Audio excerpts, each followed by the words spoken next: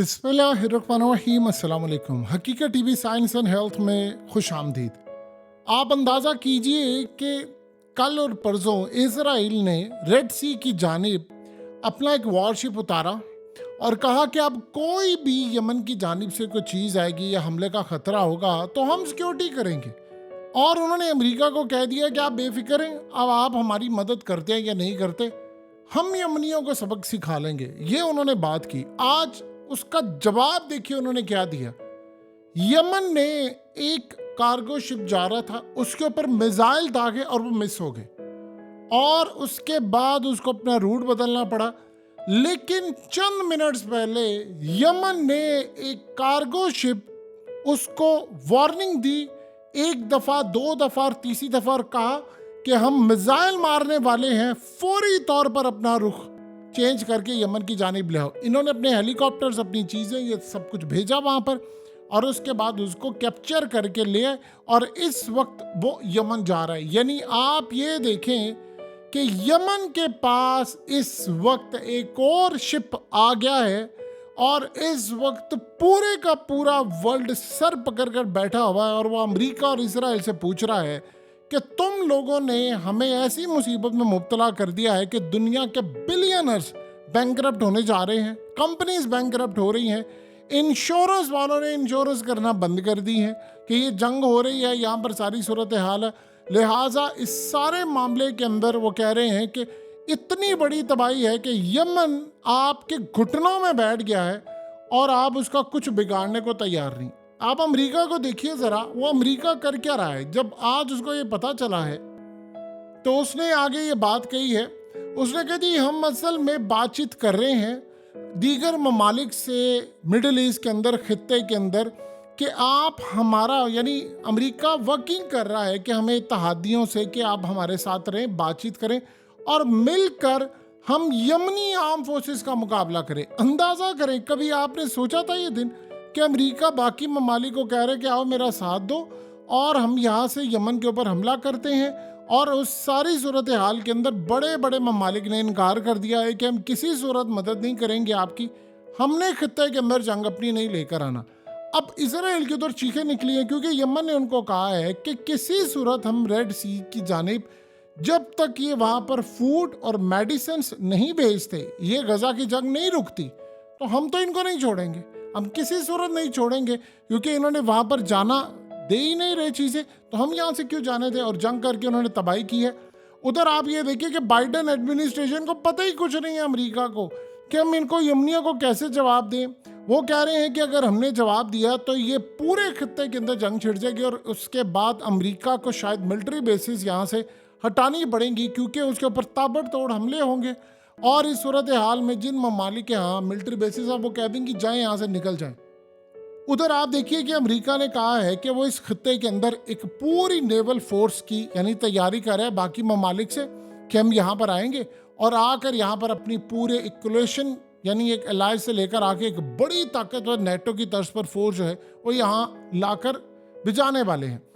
आप ये देखिए कि उस पर ईरान ने कहा है कि ये इलाका हमारा है, यहाँ पर अगर तुमने आकर रीजन के अंदर कोई भी चीज़ करने की कोशिश की तो इस इलाके के यानी डोमिनेट हम करते हैं, हम ये करने नहीं देंगे, तुम्हें बड़ा भयानक जवाब मिलेगा। सादा अल्फाज में अगर समझना चाहते हैं तो समझिए, ईरान ने कहा है कि हम इस इलाके के मालिक हैं, हम बाप हैं इस इलाके के, अगर तुमने कुछ करने की कोशिश की तो उसके बाद जो हम तुम्हारा हशर करेंगे कि दुनिया किताबों के अंदर लिखते हुए भी कांपेगी कि तुम्हारा इबरतनाक हाल होगा।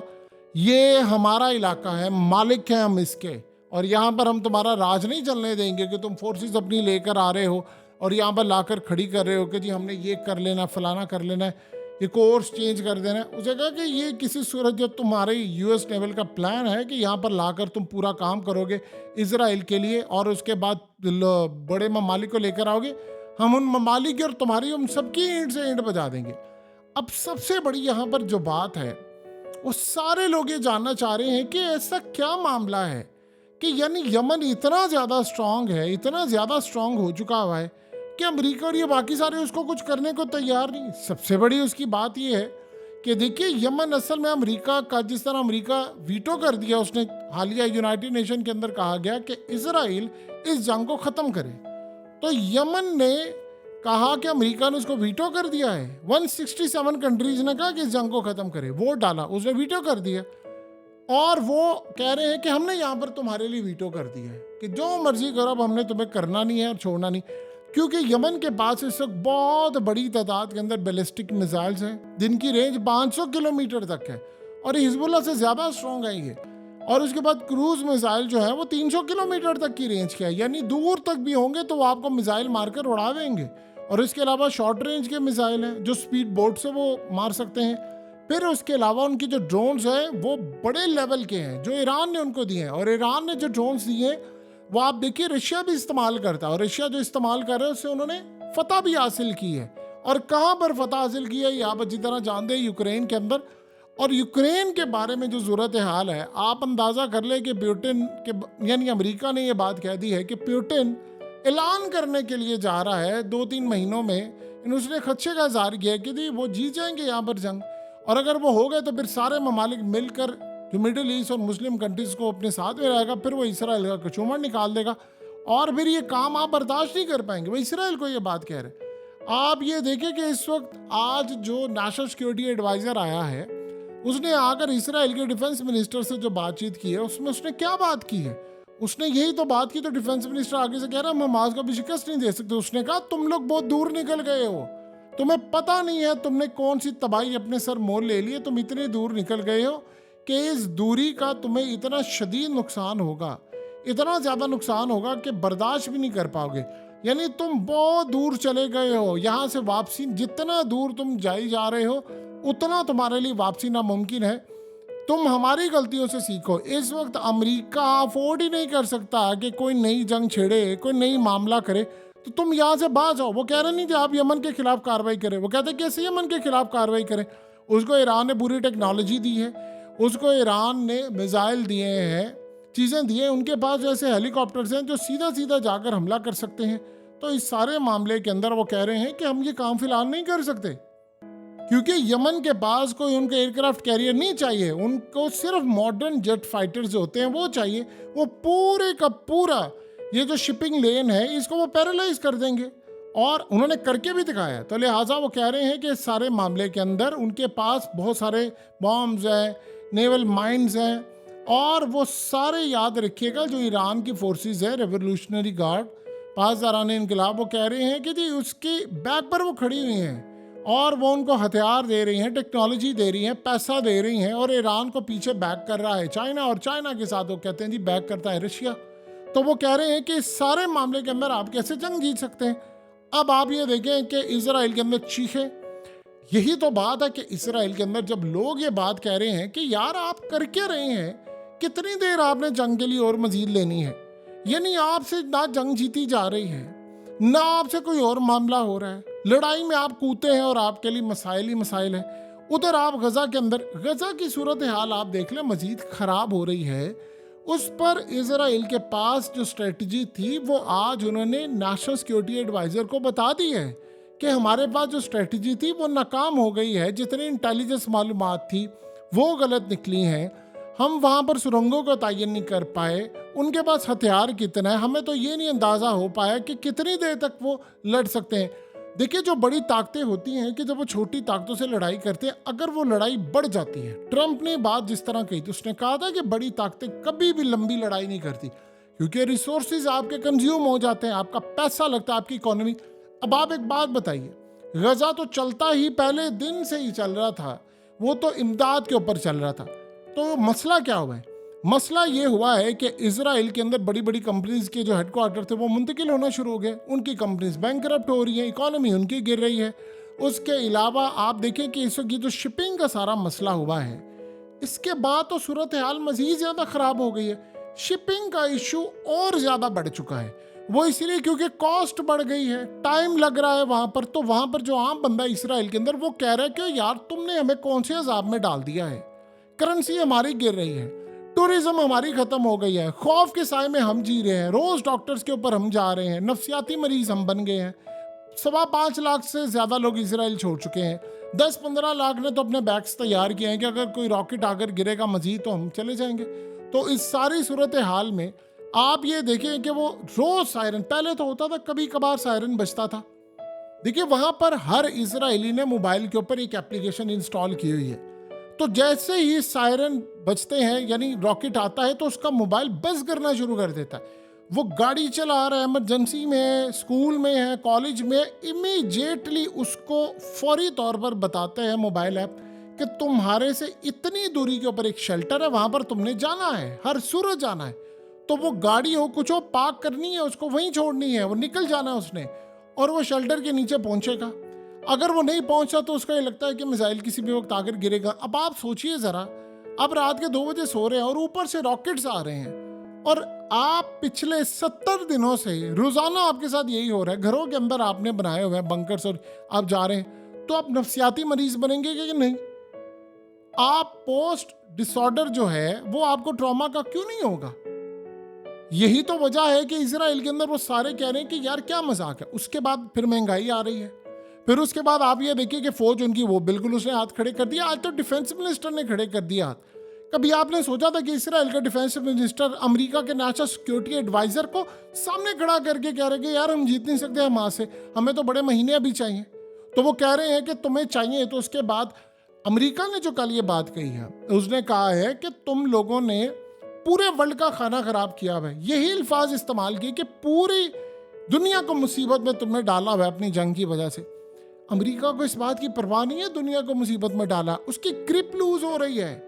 आप देखिए ऑयल का मसला पैदा हो रहा है, वो कॉस्ट बढ़ रही है खित्ते के अंदर। असल में सारे ये यूरोपियन कंट्रीज अमेरिका को कह रही हैं कि तुम हमें सपोर्ट क्यों नहीं करे। वो कहता जी मिडिल ईस्ट में मुझे सपोर्ट नहीं मिल रही, मैं कैसे यमन का मुकाबला करूं। आप सोचें, आपने पेपर में कोई और एक क्वेश्चन की तैयारी की और आग एग्जाम के अंदर कुछ और जाए, तैयारी वो करके बैठे हुए थे किसकी? चाइना की। वो मैदान में तो आ गया है हमास और फिर हिजबुल्ला, फिर उसके बाद यमन। वो तो सरप्राइजिंग, यानी वो क्वेश्चन तो ऐसा आता है कि यमन ऐसा सवाल आ गया जिसका आपने कभी जिंदगी में, आपको हमेशा यही होता है यार इसने तो आना ही नहीं है, इसको तो मैं स्किप करूं, उसको और आपने कांटा लगाया होता है। तो यमन मैदान में उतर आया। अब आप कैसे करेंगे उसका यमन का मुकाबला जब उसके बाद। और दूसरा सबसे बड़ा मसला क्या है? देखिए कॉस्ट होती है और प्रोडक्शन होती है। सबसे ज्यादा इशू यहां पर आता है।